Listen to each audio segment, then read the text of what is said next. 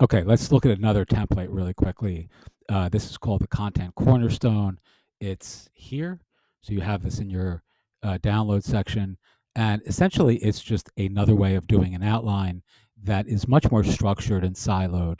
And I think strategic, especially if you're planning on serializing your expertise. So rather than writing one big book, you're writing tons of tiny books, which obviously is our focus. So essentially, the salient piece of this process is you're going to take a keyword, and let's say it's mindfulness in this example, and then you're simply going to drill down on mindfulness in a Q&A sort of way. You're going to get your questions from answerthepublic.com.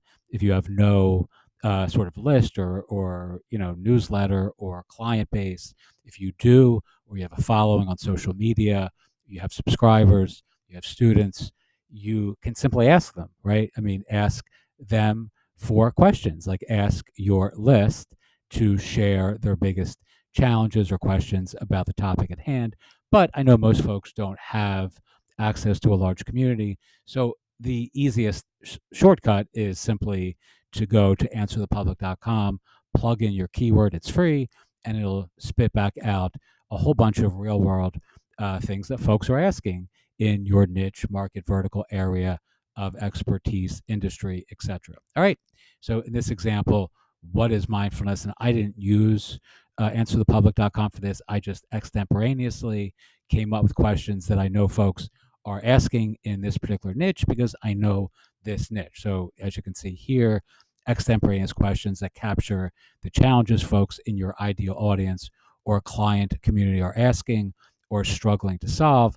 Take a single keyword phrase and just keep on asking questions, create a silo or a structured top, bottom down hierarchy of the questions you can answer the easiest and with the most authority. This is really important. You don't want to actually, struggle with this part of the process. You want to actually tackle the topics and the keywords and the questions that are the most obvious for you to answer with authority. So, what is mindfulness? Is mindfulness the same as meditation? Is mindfulness religious? Will mindfulness make me a Buddhist? Is mindfulness based on science? Can I learn mindfulness at home? Will mindfulness help my anxiety? Is mindfulness good for losing weight?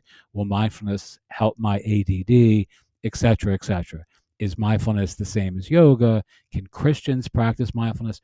All of these sorts of questions I know are things that folks are curious to ask because they don't have the familiarity with the topic that I do. So this is just a good example of using a top level keyword and then using this Q&A style structure to write your first tiny book or create your first tiny course. All right, you can download this here and you can ask questions if you have them in the community. If you're watching this publicly, I'm going to put this on YouTube, I believe, as well. Feel free to opine on whatever it is that you're finding challenging about this process. Teach what you know, do what you love, wake up the world with your work. As always, I appreciate you watching, and let's move on to the next lesson.